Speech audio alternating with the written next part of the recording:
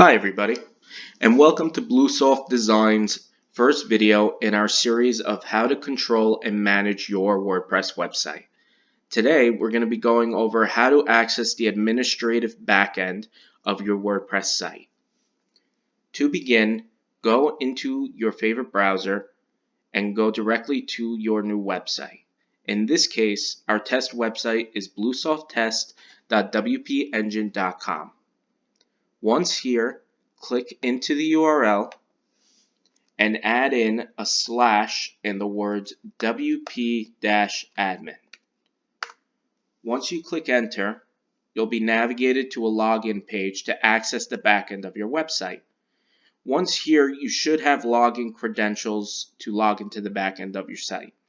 This should have been provided to you once you set up your WordPress site or provided to you by the person that set up your site for you. So in this case, we're going to log in with our own unique login credentials.